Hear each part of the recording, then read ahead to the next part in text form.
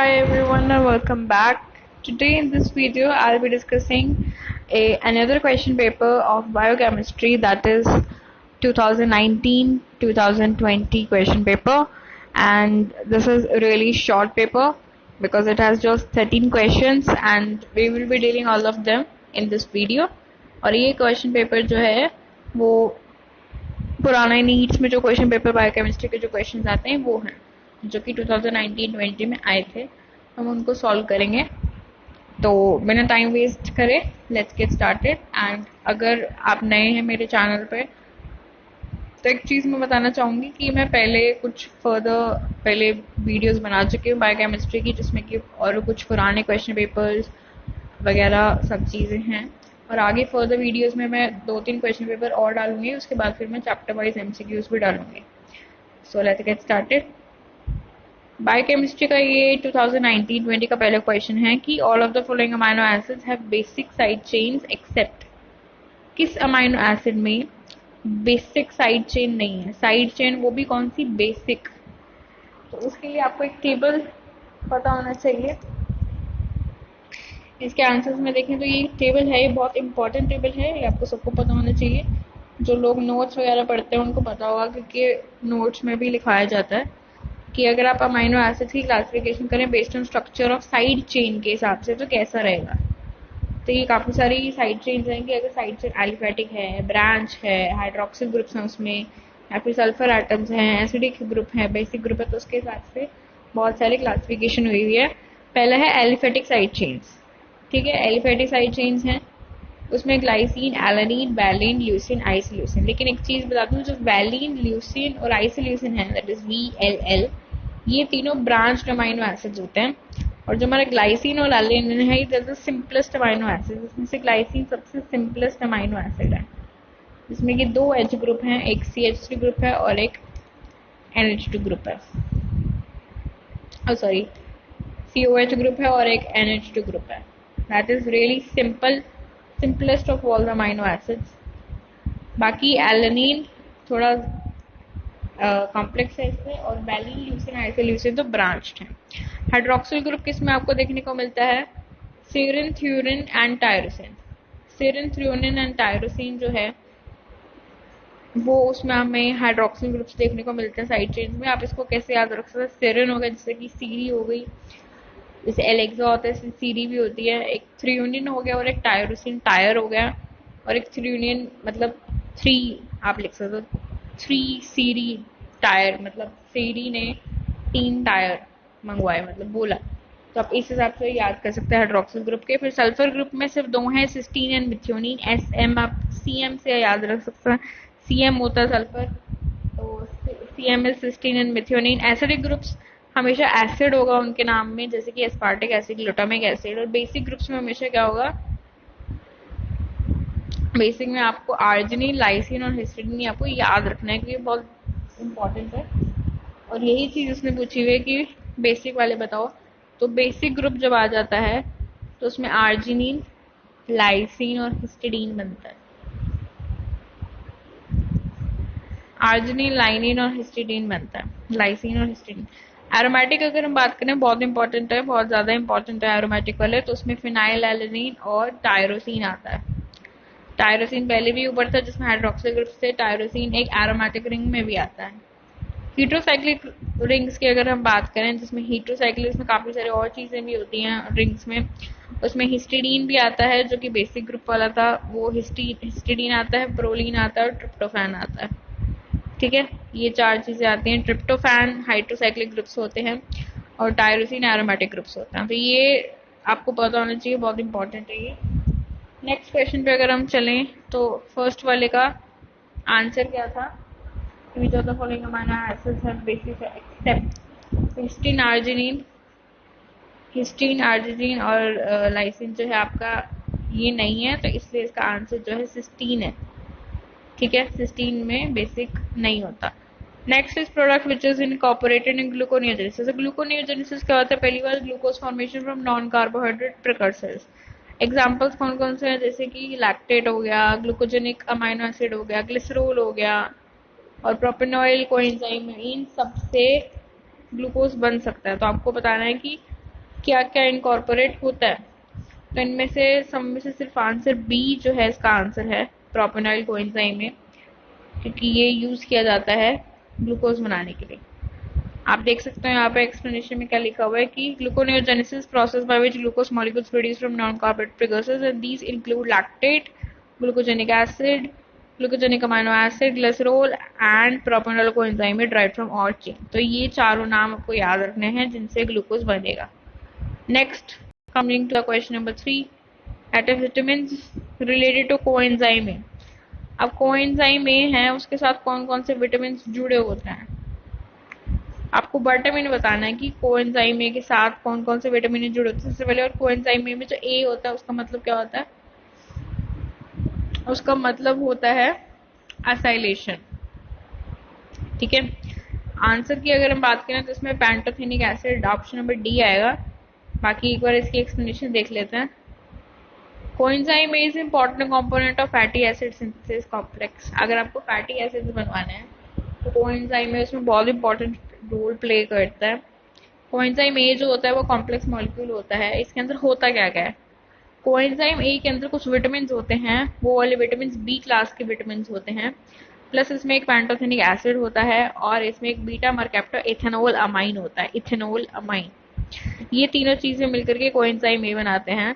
और इसमें कोएंजाइम में एसीपी जो हम यूज करते हैं उसका मतलब होता है acyl carrier protein also contains pantothenic acid. That's a different thing कि पैंटोथेनिक एसिड और कहाँ मिलता है। इंपॉर्टेंट जो कोए के डेरिवेटिव्स होते हैं जो से ड्राइव्ड होते हैं वो असाइल कोए होता है, सक्सिनाइल कोए, एचएमजी कोए, असाइल कोए, एसिटाइल कोए, ये सारे इसके डेरिवेटिव्स हैं। और फंक्शन की अगर हम बात करें, अगर प्रॉपर पैंटोथेनिक एसिड का अगर क्वेश्चन आता है तो उसमें फंक्शन पूछ सकता है। तो pantothenic acid is actually precursor होता है ये कोए का, और जो भी फंक्शन पैंटोथेनिक एसिड का होता है वो कोए करता है। So it's a component of pyruvate dehydrogenase. अब कोए कंपोनेंट किस किस का है?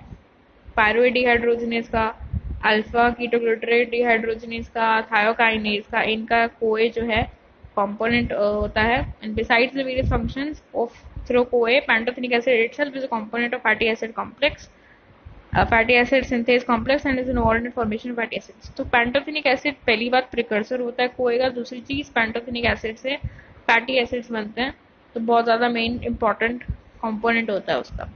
नेक्स्ट क्वेश्चन है हमारे पास क्वेश्चन नंबर 4 की which of the following enzyme is gluconeogenesis belongs to mitochondria.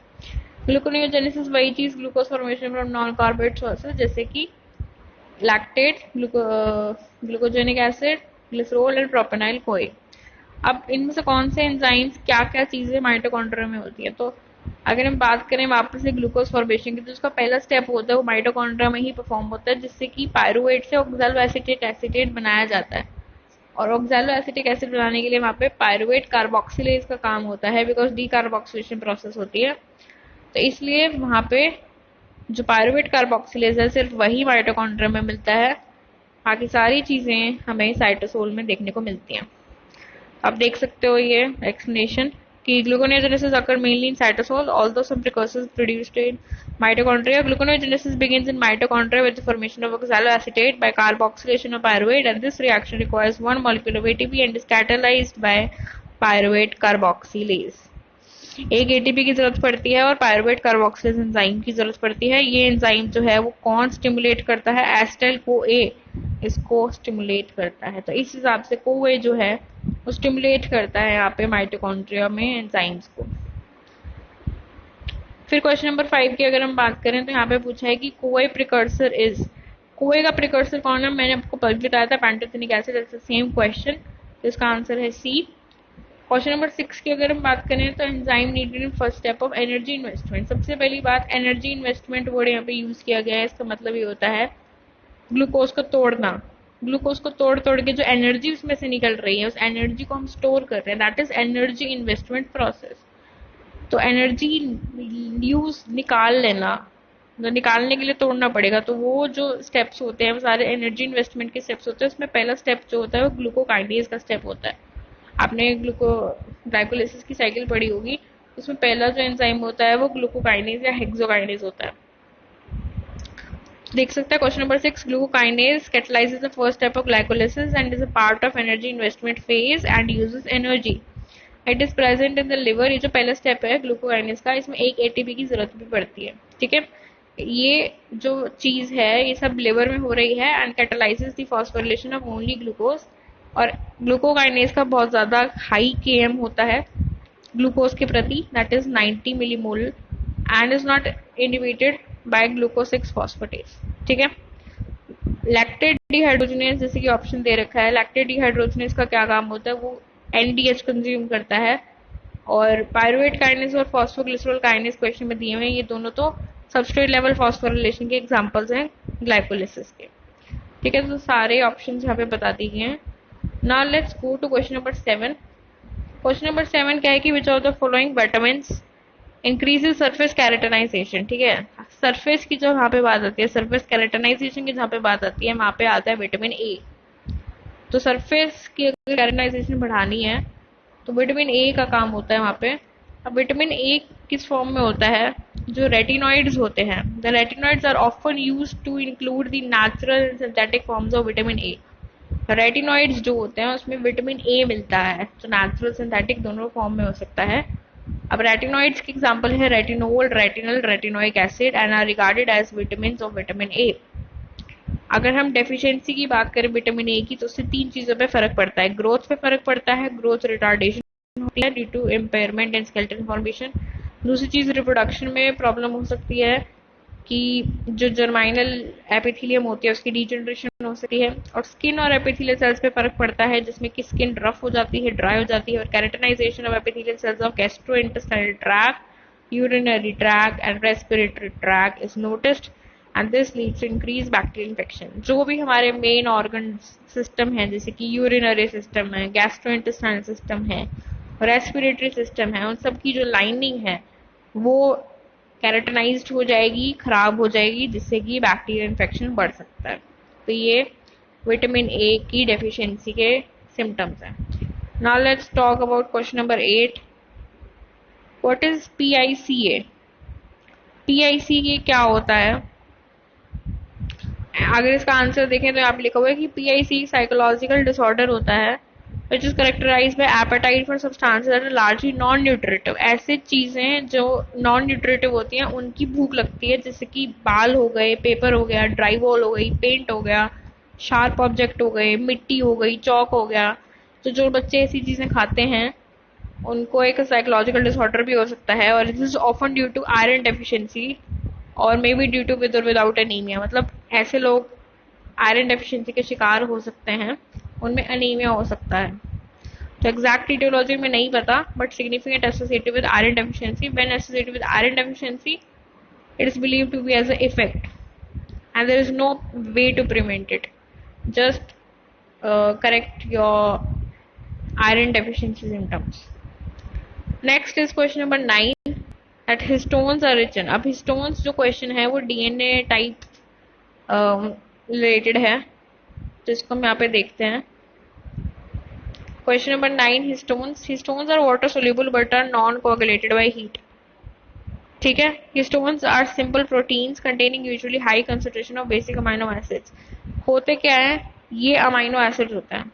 ठीक है, सिंपल प्रोटीन्स होते हैं ये, इनमें बहुत ज्यादा बेसिक अमाइनो एसिड्स होते हैं। बेसिक वाले कौन से होते हैं, हिस्टीडीन, आर्जिनिन, लाइसिन, ये सब होते हैं और पॉजिटिव चार्ज होता है इनके ऊपर। Histones being basically occur in tissues with acidic substances. तो एसिडिक सब्सटेंसेस के साथ मिल पाए जाते हैं, जैसे कि न्यूक्लिक एसिड हो गया। DNA combines with histones to form chromatin. अब जो डीएनए होता है वो क्या होता है, एसिडिक होता है, वो हिस्टोन्स बेसिक फॉर्म्स के साथ जुड़ जाता है और क्रोमैटिन बना देता है। तो क्रोमैटिन क्या होता है, DNA plus histone. And there are 5 classes of histones, 5 histone की क्लासेस होती हैं। हमने पहले भी पढ़ा था लोअर क्लासेस में कि हिस्टोन ऐसे बॉल लाइक स्ट्रक्चर होता है जिसपे डीएनए ऐसे रैप अप हो जाता है। हिस्टोन्स 5 तरह के होते हैं, H1, H2A, H2B, H3, H4। मतलब 4 हैं, उसमें से 2 वाला जो है उसकी 2 फॉर्म्स हैं। H2A, H2B are lysine rich and H3, H4 are arginine rich. ठीक है, तो ये छोटा सा नोट था हिस्टोन्स के बारे में। Now let's talk about another question, that is question number 10. Beriberi is caused by। ये बहुत इंपॉर्टेंट क्वेश्चन है और बहुत बेसिक क्वेश्चन भी है कि बेरी किस वजह से होता है। बेरी विटामिन B1 डेफिशिएंसी की वजह से होता है। विटामिन B1 डेफिशिएंसी किसकी डेफिशिएंसी होती है, हमने पहले भी पढ़ चुके हैं। Vitamin B1 deficiency thiamine deficiency होती है और एल्कोहलिक्स में बहुत ज्यादा मिलता है। इसमें इसमें क्या होता है, ग्लाइकोलाइसिस नहीं हो प्रॉपर नहीं हो पाता, TCA साइकिल प्रॉपर नहीं हो पाती।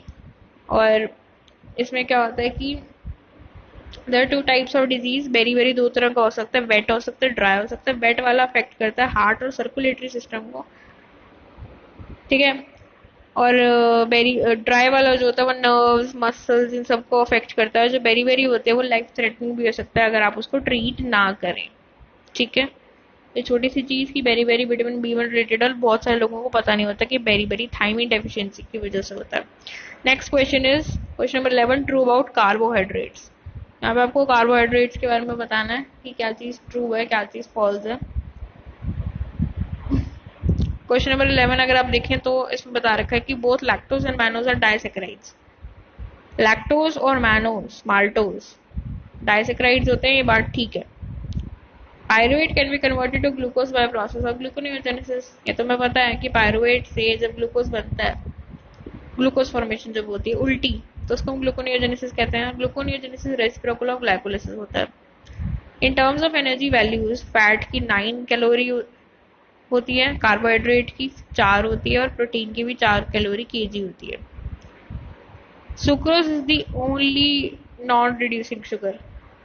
ये हमें चीज पता है कि सुक्रोज सिर्फ नॉन रिड्यूसिंग होती है and it can not undergo mutarotation and can not form osazones and cannot give positive binding test. It is also known as invert sugar. Invert sugar भी बोलते हैं और ये positive binding test नहीं देती because it's a non-reducing sugar. तो इन सारी बातों को देखते देखते हमें ये चीज पता चलता है कि जो क्वेश्चन नंबर 11 का ऑप्शन ए है, that is lactose and maltose और डाइसेक्राइड्स, वही ठीक है। बिकॉज ऑप्शन बी क्या कहता है कि pyruvate once formed can not be converted glucose, ये गलत है। तीसरा ऑप्शन क्या कहता है कि pyruvate provides more energy than fat, ये गलत है। कार्बोहाइड्रेट्स इतनी एनर्जी नहीं देते। चौथा है कि सुक्रोज रिड्यूसिंग शुगर है, ये भी गलत है, ठीक है। अब क्वेश्चन नंबर 12 क्या है कि enzymes for separating the strands of DNA during replication. इससे पहले हम क्वेश्चन नंबर 13 जल्दी करेंगे। 13 में क्या है कि deficiency which of following vitamin. Pellagra किस वजह से होता है, हमने पहले भी पढ़ रखा है। प्लेग्रा नियासिन की डेफिशिएंसी की वजह से होता है और नियासिन जो होता है वो विटामिन B3 होता है। और इसमें प्रॉब्लम क्या होती है कि 3 चीजें सिम्टम्स की तरह आती हैं, डायरिया, डर्मेटाइटिस एंड डेमेंशिया, ठीक है। और ये ट्रिप्टोफैन से रिलेटेड होता है, आपको पता होना चाहिए। Niacin is synthesised in human from tryptophan. Tryptophan heterocyclic rings में दिखाई देता है and its active form in our bodies NAD and NADP and deficiency of niacin leads to plagra। तो ये चीज पता होनी चाहिए, बहुत इंपॉर्टेंट है, बहुत बार आता है। अब हम पढ़ेंगे अपना क्वेश्चन जिसने उन्होंने पूछा था आपसे कि enzymes for separating the strands of DNA. अगर आपके डीएनए के स्ट्रैंड्स को सेपरेट करना है तो आपको हेलिकेज एंजाइम की जरूरत पड़ेगी। यहाँ पे आप देख सकते हैं 4 एंजाइम बता रखे हैं, 5 एंजाइम। हेलिकेज का मेन काम मैं आपको बता देती हूँ, unbinding of double helix and disrupting the hydrogen bonds. तो इसका आंसर हेलिक्स है। दूसरा ऑप्शन जो है इसमें डीएनए लाइगेज के बारे में, उसका काम क्या होता है कि वो ज्वाइन करता है फ्रेगमेंट्स को और फॉस्फोडाइस्टर के बॉन्ड्स बनाता है, उल्टा काम करता है वो लाइगेज से। तीसरा है डीएनए पॉलीमरेज, हम सबको पता है कि क्या काम करता है। ये चीफ मेन एंजाइम होता है जो रिपेयर में हेल्प करता है। ये डीएनए मॉलिक्यूल्स को बनाता है, डीएनए मॉलिक्यूल्स बनाता है न्यूक्लियोटाइड से, डीऑक्सिराइबोन न्यूक्लियोटाइड से। और ये 3 एंड टू 5 एंड के डिजाइन में बनाता है। और ये 3 टाइप का होता है डीएनए पॉलीमरेज प्रोकारियोट्स में, दैट इज 1 to 3, और यूकारियोट्स में ये 5 तरह का होता है, alpha, beta, gamma, delta, epsilon. फिर आरएनए पॉलीमरेज के बारे में बताया हुआ है कि इसका काम ट्रांसक्रिप्शन में होता है, डीएनए से आरएनए बनाने में होता है। ये 3 टाइप का आरएनए होता है और 5 से 3 की डायरेक्शन में बनाता है ये। और जो 3 टाइप के होता है उसमें पहला वाला आरआरएनए होता है, दूसरा वाला एमआरएनए होता है, तीसरा वाला टीआरएनए होता है, आरएमटी होता है, आरआरएनए, एमआरएनए, टीआरएनए।